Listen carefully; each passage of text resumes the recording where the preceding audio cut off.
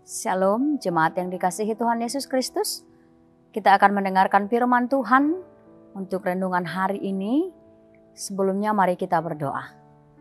Bapa yang Maha Kasih, terima kasih atas segala anugerah dan berkat yang Tuhan telah berikan kepada kami. Pada saat ini kami akan mendengarkan firman-Mu.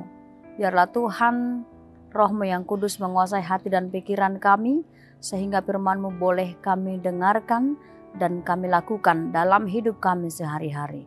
Dalam Yesus Kristus kami berdoa dan mengucap syukur kepadamu. Amin.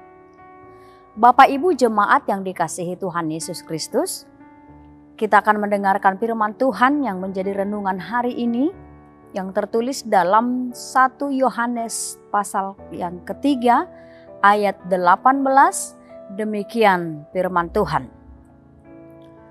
Anak-anakku, marilah kita mengasihi bukan dengan perkataan atau dengan lidah, tetapi dengan perbuatan dan dalam kebenaran. Demikian pembacaan firman Tuhan. Shalom bagi kita semua. Firman Tuhan yang menyapa kita pada pagi hari ini yaitu menekankan bagaimana kita hidup di dalam kasih.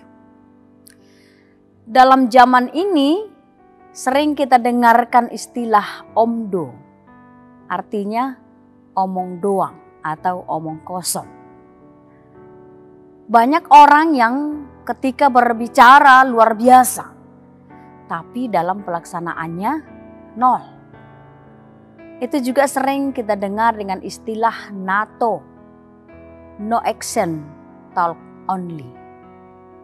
Holan di hata, alai di pabahenan dangado.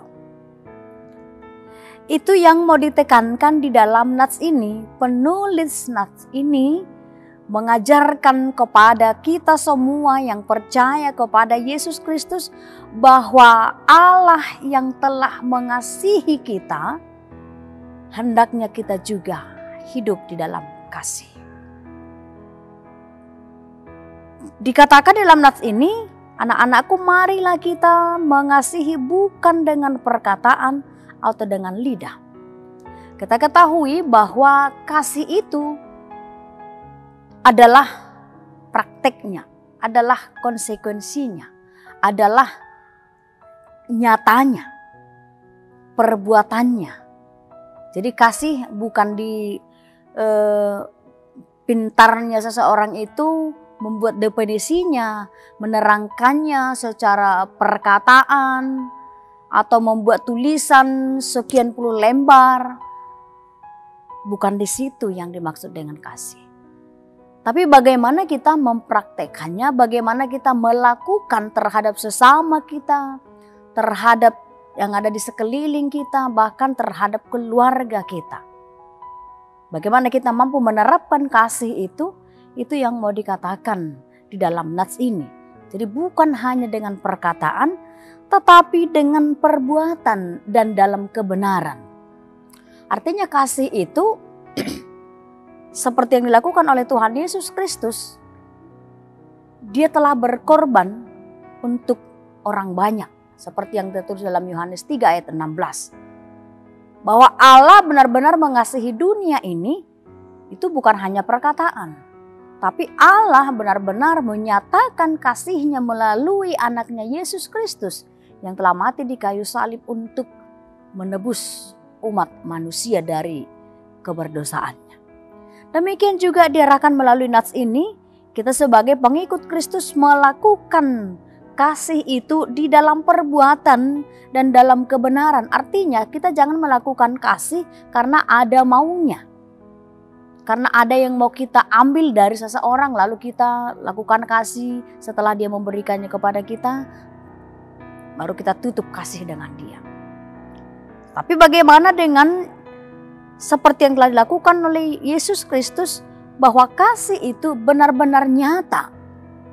Dia lakukan dalam kehidupannya dan di dalam kasih itu nyata pengorbanannya. Jadi sebagai orang Kristen yang telah dikasihi oleh Yesus Kristus, mari kita menyatakan kasih itu di dalam kehidupan kita terhadap sesama kita, sama halnya seperti yang dikatakan integritas. Mari kita berintegritas ketika kita menyatakan bahwa kita ini memiliki kasih. Jangan hanya di dalam omongan, tetapi harus kita nyatakan dalam praktek kehidupan kita sehari-hari. Itulah yang mau disuarakan oleh Nats ini. Marilah kita menjadi pelaku kasih. Marilah kita hidup di dalam kasih. Karena itulah yang diinginkan Kristus dalam kehidupan kita. Amin. Kita berdoa. Bapa di dalam surga, kami bersyukur atas kasih setia yang Tuhan berikan kepada kami. Kasih-Mu telah nyata dalam hidup kami melalui pengorbanan anak-Mu Yesus Kristus yang telah mati di kayu salib. Biarlah kami Tuhan menjadi pelaku kasih, bukan menjadi pelaku di dalam perbuatan, bukan hanya berkata-kata, tetapi biarlah kami lakukan, praktekkan kasih itu dalam kebenaran yang sesuai dengan kehendak Tuhan. Bapa dalam surga, dalam satu hari ini kami akan melanjutkan segala aktivitas kami.